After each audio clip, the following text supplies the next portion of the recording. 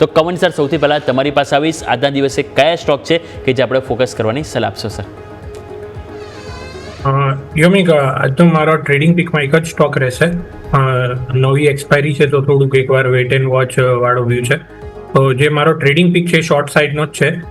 CESC future short કરવાની સલાહ રહેશે.